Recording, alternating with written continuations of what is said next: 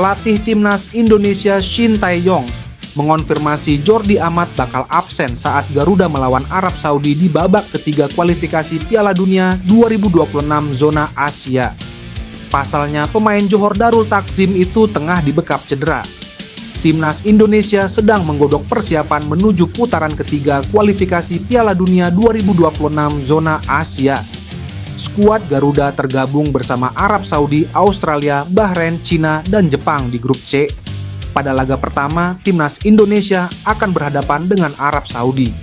Pertandingan itu akan digelar di King Abdullah Sports City, Jeddah pada 5 September 2024 mendatang.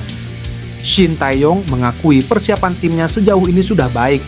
Namun sayang, pelatih asal Korea Selatan itu mengungkapkan bahwa Timnas Indonesia akan kehilangan Jordi Amat. Persiapan sangat baik ya, tetapi hanya Jordi saja ada sedikit masalah, kata Shin Tae-yong. Shin Tae-yong menjelaskan, Jordi masih dalam tahap pemulihan cedera yang dialaminya ketika bermain di Liga Malaysia. Shin Tae-yong mengatakan sudah membicarakan hal ini dengan Jordi Amat. Terlepas dari itu, semua persiapan berjalan dengan baik untuk Timnas Indonesia. Shin Tae-yong senang PSSI membantu persiapan skuad Garuda menjelang berhadapan dengan Arab Saudi. Selain itu, semua dukungannya luar biasa dari Pak Erik juga mulai dari masalah pesawat dan lain-lainnya. Jadi sampai sekarang persiapan sangat baik dan tidak ada masalah, tutupnya. Keinginan Jairo Ridwal kelak bisa menjadi pemain naturalisasi di Timnas Indonesia mendapat dukungan keluarganya. Salah satu keluarganya di Indonesia berharap nama Jairo bisa diproses menjadi pemain naturalisasi. Mantan Exco PSSI Hasani Abdul Ghani mengatakan bahwa keluarga Jairo Ridwal di Indonesia telah menghubunginya. Keluarga itu mengatakan bahwa cucunya ingin bermain untuk Timnas Indonesia. Menurut Hasani, jika ini benar Jairo keturunan Indonesia, maka Timnas akan sangat diuntungkan dengan kehadirannya. Kalau benar dan secara administrasi bisa dilengkapi, tentu Timnas sangat diuntungkan bisa mendapatkan pemain grade A ini. Mudah-mudahan terjadi, kata Hasani.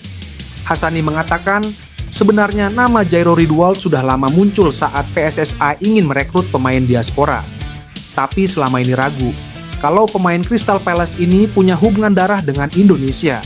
Sebelumnya, salah satu jurnalis Hamzah melakukan komunikasi dengan Jairo Ridwal lewat DM.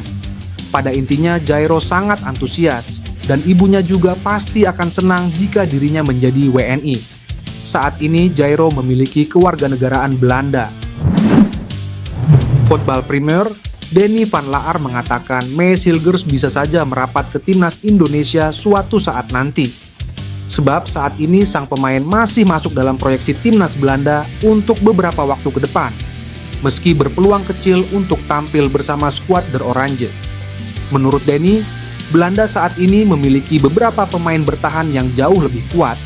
Tentunya, hal itu akan membuat Mees Hilgers tersingkir dan berpaling kepada Timnas Indonesia. Saya akan menghubungi Mees, tapi untuk saat ini Mees Hilgers masih dalam gambaran untuk Belanda, tetapi kami punya pemain bertahan yang hebat sekarang. Jadi mungkin dia akan memilih Indonesia di masa depan. Tapi saya pikir Mees akan membutuhkan waktu, ujar Denny. Untuk diketahui, baru-baru ini nama Mees Hilgers kembali muncul sebagai calon pemain naturalisasi berdarah Indonesia setelah sebelumnya sempat menghilang dari peredaran. Sebelumnya, Mees Hilgers memang pernah menjadi kandidat kuat untuk dinaturalisasi pada tahun 2022 silam. Namun sampai bergantinya tahun, ia tak kunjung menyerahkan berkas naturalisasi. Kabarnya sang pemain tak direstui orang tua untuk menjadi WNI. Akan tetapi baru-baru ini publik sepak bola Indonesia kembali hebohkan dengan nama Mees Hilgers yang ingin melanjutkan proses naturalisasi setelah hampir tak memiliki kesempatan untuk bergabung dengan Timnas Belanda. Exco PSSI Arya Sinulinga mengaku tidak peduli dengan nyinyiran media massa tetangga soal Timnas Indonesia. Setiap tindak tanduk Timnas Indonesia selalu jadi sorotan media massa tetangga, seperti Malaysia dan Vietnam. Selain diberikan soal info-info terbaru, ada opini yang dibangun.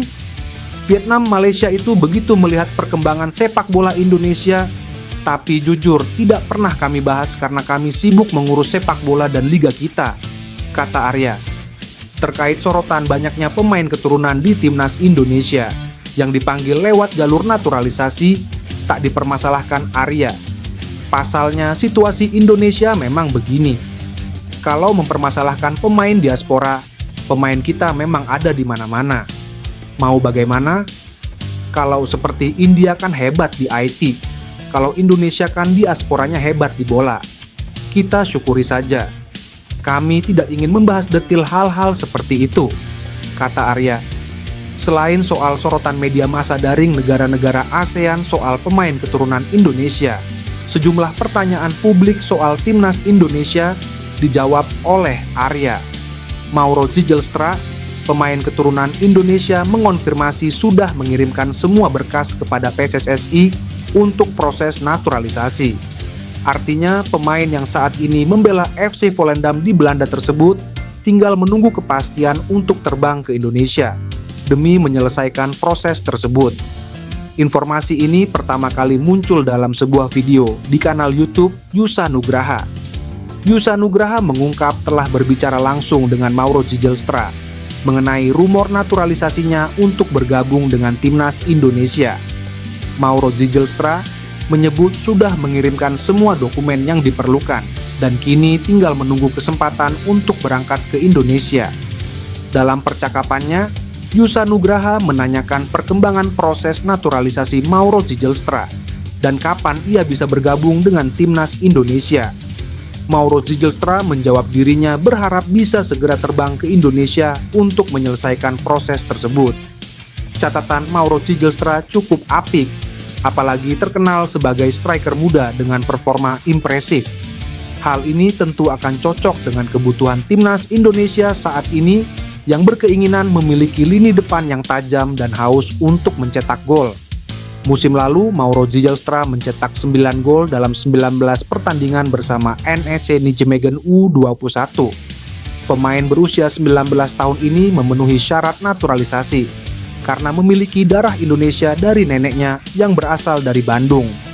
Jika proses naturalisasi ini berjalan lancar, Mauro Zijlstra berpotensi menjadi solusi bagi permasalahan lini serang yang selama ini menjadi perhatian utama. Ketajaman Ole Romeni di lini depan FC Utrecht semakin menjadi sorotan. Penyerang keturunan Indonesia ini sukses mencetak 2 gol dalam 2 laga awal Eredivisie 2024-2025, membuat namanya semakin santer disebut-sebut sebagai calon naturalisasi timnas Indonesia. Performa impresif Romeni tentu saja membuat para penggemar sepak bola tanah air semakin tidak sabar menantikan kehadirannya di skuad Garuda. Interaksi antara Romeni dan Ketua Umum PSSI, Erick Thohir di media sosial semakin menguatkan harapan tersebut. Kemampuan mencetak gol cepat dan bermain di berbagai posisi menjadi nilai tambah bagi pemain berusia 24 tahun ini. Kehadiran Romeni di skuad Garuda diyakini akan memberikan warna baru dan meningkatkan daya saing tim. Dengan kemampuan mencetak gol yang tinggi dan gaya bermain yang dinamis, Romeni berpotensi menjadi sosok pemimpin di lini depan dan membawa timnas Indonesia meraih prestasi gemilang.